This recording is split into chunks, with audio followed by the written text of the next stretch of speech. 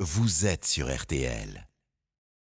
C'est dans une certaine excitation que Laurent Gérard nous a rejoint en compagnie de Christian Clavier, de Gérard Depardieu, de Bertrand Blier, puisqu'à partir de 9h, ce convoi exceptionnel nous parlera de son film Dans Laissez-vous tenter. Mais tout de suite, bonjour Laurent Gérard. Spécial. Bonjour. Parfait. Bonjour mademoiselle Jade. Bonjour Monsieur Calvi. Et bonjour tout le monde.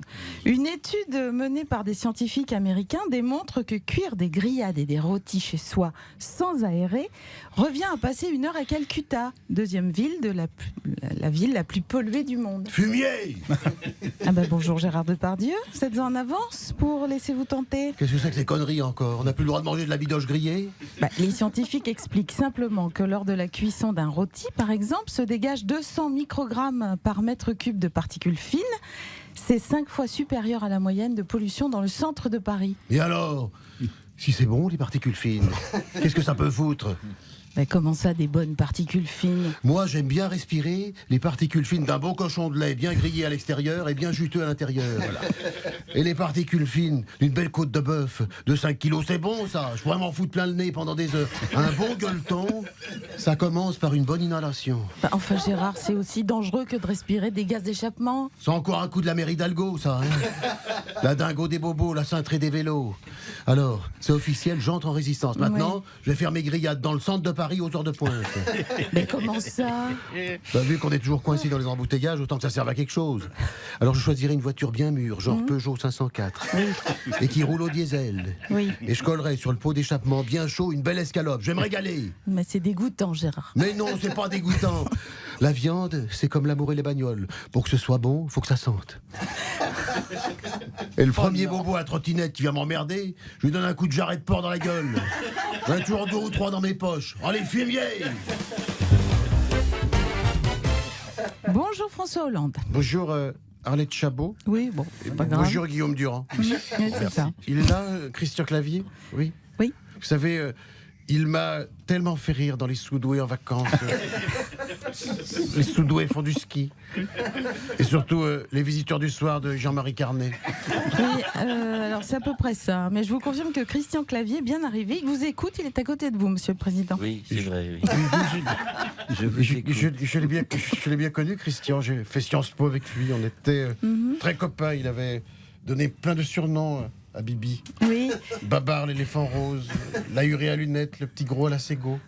Ah, d'accord, je vois qu'il était déjà un peu taquin à l'époque. Oui, il était très rigolo. Il avait toujours le mot pour rire. Il me faisait des farces. Il m'offrait des beignets à la moutarde, des frites au dentifrice. Un jour, il a mis du shampoing dans mon coca.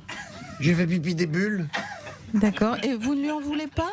Non, car les films avec Christian Clavier ont, je le dis, toujours accompagné ma vie. Ah bon, les bronzés par exemple? Oui, les bronzés, c'était les années où je n'avais pas d'ouverture avec les filles de l'ENA, comme Jean-Claude Duss. Ah oui, et les visiteurs aussi. Oui, c'est quand je suis entré au PS, et puis en 82, l'élection de François Mitterrand avec toutes ses promesses, le Père Noël est une ordure, et pendant le 2e mandat, ça devient Papy fait de la résistance. Ah oui, c'est vrai que c'est troublant, ces coïncidences. Et l'opération Corned Beef, non? Le Rainbow Warrior. Et le livre de Valérie Trierweiler? La vengeance d'une blonde. C'est étonnant. Et pour votre quinquennat, il y a aussi un film avec Christian Clavier qui correspond? Oui, qu'est-ce qu'on a fait au bon Dieu?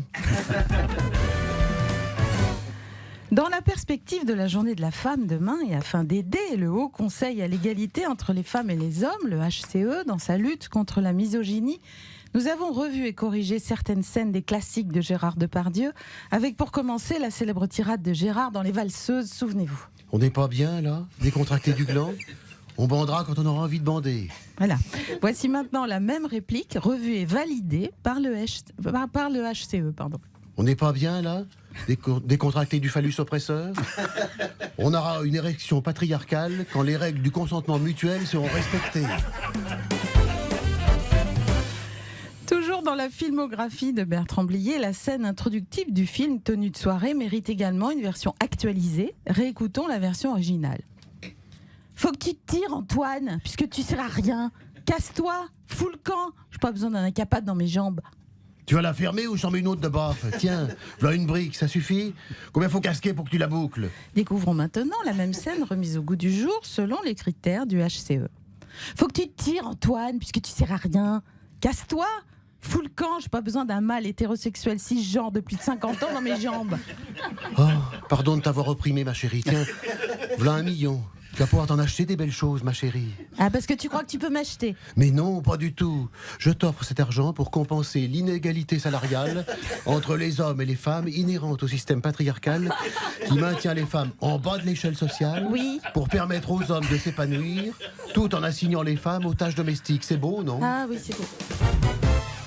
Après des années de délibération, l'Académie française vient de donner son aval pour la féminisation des noms de métiers à la veille de la Journée de la femme. Nous avons imaginé comment le plus célèbre des académiciens, Jean d'Ormesson, aurait commenté cette petite révolution. Maxime de la Rochefoucauld, que j'ai très bien connu, aimait à dire qu'on finit toujours par tomber du côté où l'on penche. Et il faut bien constater qu'à force de se pencher sur le sujet, l'Académie française a fini par tomber, elle aussi, dans le panneau de la parité à tout prix. Une parité forcenée qui n'est pas sans poser quelques problèmes dans la vie courante. Mais comment s'accommoder de l'inverse quand le genre de départ est féminin ?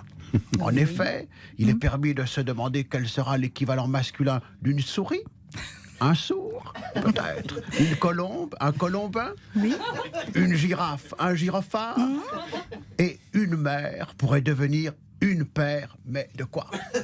Oui, vous avez de bonnes idées, Jean. Revenons au masculin soi-disant dominant. Au théâtre, un spectacle subventionné deviendra une purge d'État. Un navet deviendra une fiction sur France 3. Et puis il y a des choses qui coulent de source, comme un égo, une ango. Indubitablement, le féminin de un embouteillage sera la mère de Paris. Oui. Un jardinier de Bouteflika, une jardinière de légumes. Je vous laisse le temps d'y réfléchir. Oui, tout va très bien. Ça y Vous est. verrez que ça se tient. Oui, en effet, oui. Et toujours en bonne logique de parité, une chiappa devrait devenir un constipé. Mais surtout, un haut conseil à la parité homme-femme deviendra une escroquerie de plus. Salut! Bonjour Patrick Sébastien. Putain, je les adore, ces deux-là. Vous voulez parler de qui? Bah, de mes potes GG et Cricri, ils sont comme moi, ils sont libres, bienveillants Oui. et saltimbanques. Ils ont joué tous les deux dans un film gaulois, et moi, tu sais, j'adore les gauloiseries, Astérix, Obélix d'ailleurs. J'adore les duos, et pour finir en beauté, je leur ai dégoté, spécialement pour eux, dans mon plus grand cabaret du monde, un duo d'artistes internationaux. Oui. Les frères polonais, les frères Valéza, Melon et Molèche Valéza. Oh là là. Bon, on craint le pire, allez-y. Attends, tu vas voir. Comme Cricri et GG, ils aiment la tortor, ça va leur plaire. C'est un numéro exceptionnel. Les frères Valéza, c'est des jongleurs cuisiniers. Oui. Oh non. Melon jongle avec les casseroles et Molèche les poils. Putain, c'est génial, mais on sait que de l'amour. Puisque nous avons la chance d'avoir Bertrand Blier dans le studio, nous recevons un autre grand cinéaste, Jean-Luc Godard. La photographie, c'est la vérité. Le cinéma, c'est 24 fois la vérité par seconde, parce que le cinéma, c'est ce qu'on voit, le convoi.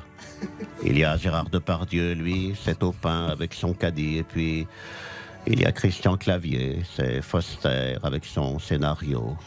Le scénario, qu'est-ce que le scénario? C'est la genèse du film. Le film, c'est Bertrand Blier. Et c'est pour ça qu'avec Blier, Clavier, Depardieu, le convoi est exceptionnel, coupé. Je crois qu'on ne pouvait pas rendre de plus bel hommage à nos trois invités de Laissez-vous tenter. Merci beaucoup Laurent Gérard. Merci. Merci Jade. Dans quelques instants, on se C'est un retrouve plaisir. avec eux. On va avoir notre météo et bien entendu, la chronique de Laurent et de ses auteurs se retrouve comme chaque jour sur le site rtl.fr. A tout de suite avec nos invités pour ce convoi exceptionnel qui sort donc dans une semaine. RTL dans 4 minutes 9h.